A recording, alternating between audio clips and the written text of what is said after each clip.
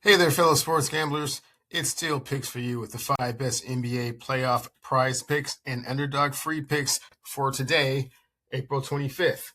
Before we get into today's picks, let's do a quick recap of what happened to us yesterday.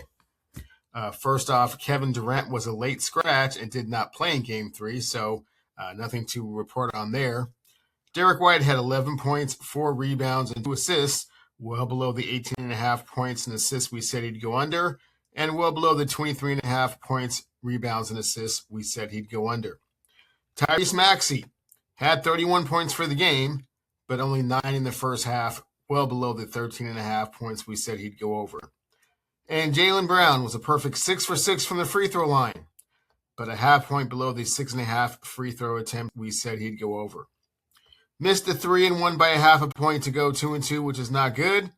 But I feel an immaculate ticket coming on, so let's go ahead and get started and see if we can't make that happen. First up, we have the Prince of the 206, Seattle Rotary's finest, Paolo Banchero over 25.5 points and assists. Now, I've been pretty impressed with the young man from Seattle in his first 2 playoff games against a very formidable number 1 seed Detroit Pistons. In his first game, he had 23-4. And in his second game, he had 18-8, a little bit more of a defensive struggle. It was certainly a desperation time for the Detroit Pistons, knowing that if they went back to Orlando down 0-2, they would definitely have their hands full and probably would not be able to get out of the series. So getting the split was advantageous for them. But I think Paolo Banchero is going to come back home to Orlando and have a really stellar game. I think that he understands the gravity of the situation, understanding that he has the number 1 seed, not necessarily on the ropes, but in a very uncomfortable position for them where they definitely want to see if they can get 2 games and get back to Detroit 3-1. But I think Paulo's going to have something to say about that. And as we can see in those last 2 games, as I said, he was able to do so. And what has he done on those 2 games? He's played quite a few minutes, 37 minutes in Game 1, 34.5 in Game 2, a little bit of foul trouble. And he's certainly been putting up the rock. As you can see, 15 attempts in Game 1, 17 in Game 2. We'll get to that in just a second. And free throws. He's getting to the free throw line. 7 attempts in Game 1, 8 attempts in Game 2. And Paolo has exceeded 25.5 points and assists in 6 of his last 7 games at home. Of course, the regular season doesn't count when we're talking about these things, but at the same time, it is kind of a cool little stat to kind of, hang your hat on, if you will. But I think that Paulo's going to have a big game with 25 points and assists. Underdog likes it as well at -20. And we're going to continue to ride that wave and hit him again. And we're going to say that Paolo is going to be very active, going over 16 field goal attempts. Now, I think that they feel that the opportunity has presented itself with their ability to take Game 1 against the Pistons on their home court. And coming into Orlando, they're going to have the crowd behind them. They're going to have the momentum. They're going to have the adrenaline. They're going to have the emotion. They're going to have the excitement. And Paolo understands that this is his team, and he needs to put this team on his back and make things happen. So I don't think that over 16 field goal attempts is out of the realm of possibility. I think it's very likely that he's actually going to do that.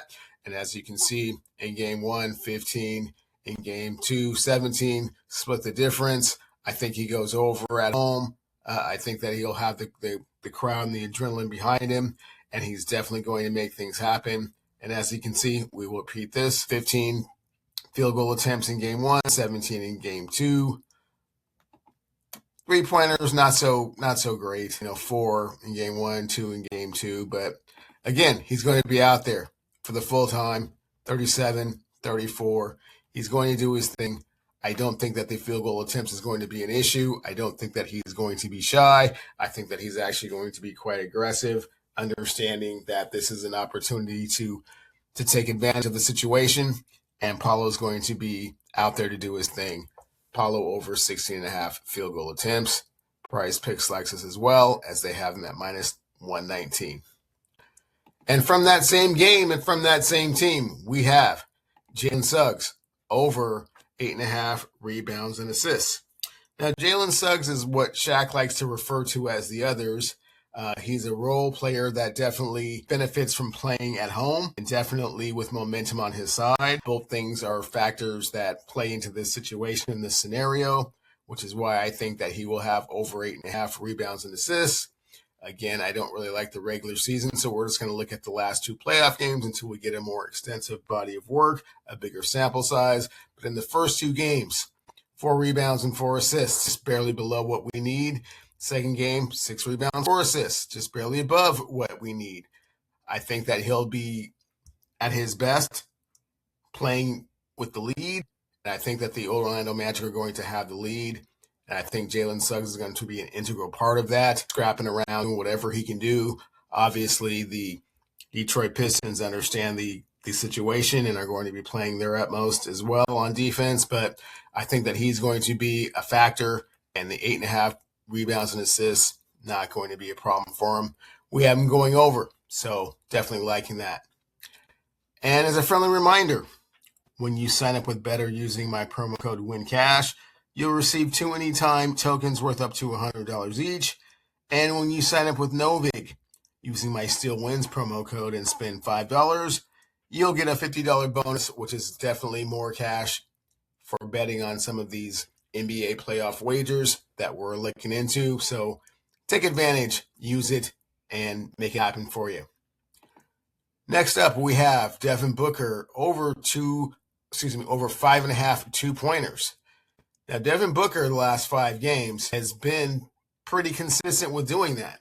He's got the 6 in game 1 against Oklahoma City and the 7 in game 2 against Oklahoma City.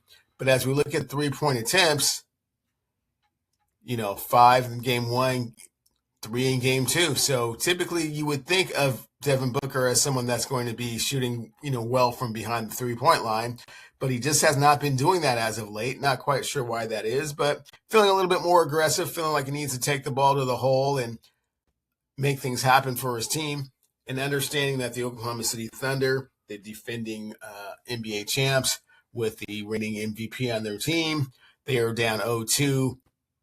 He needs to make things happen. He needs to be the spark. I think he's going to be aggressive. I think he's going to be going to the hole quite often. And as you can see, the minutes aren't going to portray us as well. 33 in game 1. He played a solid 40 in game 2. So he's definitely going to get his opportunities. And with regards to 2-point attempts, he had 12 in game 1, 11 in game 2. We only need him to go over 5.5. And as you can see, he has exceeded 5.5 2-pointers in 9 of his last 11 games, with the 6 made and the 7 made. So definitely he's going to have his opportunities. And I think he's going to go over the 5.5 2-pointers made. And last but not least, we have the reigning MVP of the NBA, Shai Gilgeous-Alexander, under 43.5 points, rebounds, and assists. Now, you might think this is a little crazy considering the fact that the second best player on the Oklahoma City Thunder's Jalen Williams is out with a hamstring injury, and they definitely have the momentum on their side, leaving Oklahoma City up 2-0. But I think this is a chance for the Phoenix Suns to kind of play their best game, be their best self. And in doing so, I don't think that Shai Gilgeous-Alexander is necessarily going to have a monster game. I think that he's certainly capable of having a good game. I think he's going to have a complete, well-rounded game. After all, he is the MVP of the league, and quite possibly after the voting, we're not quite sure what's going to happen. Might even be the back-to-back MVP. So he's definitely capable of doing his thing. And as you can see in game 1, 25-7, just a bit below. That was a blowout game. In game 2, also a pretty big win for them, but he got his offense going with the 37-5 and the 9 assists. I definitely think that he's going to try and be active and somewhat pick up the slack for the missing contributions that Jalen Williams would have given them. But I just think that the 43.5 points, rebounds, and assists is just a bit much for him. Obviously, we will go through the exercise here. He's going to play quite a bit of the minutes, 29.5 in game 1. That was a blowout, but he was 38 in game 2. So he's definitely going to get his opportunities there. Goal attempts, as you can see in game 2, he was a little bit hot with the 13 for 25. And he's getting to the free throw line fairly consistently. In the first game, 17 times. Second game, 9 times. But again, I don't want to be a conspiracy theorist here. And I'm not going to say that the NBA is rigged. But I definitely think that it would be more advantageous if there were more games in this series. So perhaps the influence of the whistle might go the Phoenix Suns' way just a little bit more than normal, which definitely works into our advantage. So Shai Gilgeous-Alexander under 43.5 points, rebounds, and assists. So to recap, we have the Prince of the 206, Paolo Banchero, over 25.5 points and assists. Paolo again over 16 field goal attempts. Jalen Suggs over 8.5 points and assists. Devin Booker over 5.5 2-pointers. And SGA under 43.5 points, rebounds, and assists. That's the 5 picks I have for you today. Please be sure to like and subscribe to the Steel Picks for You channel. And good luck, everyone.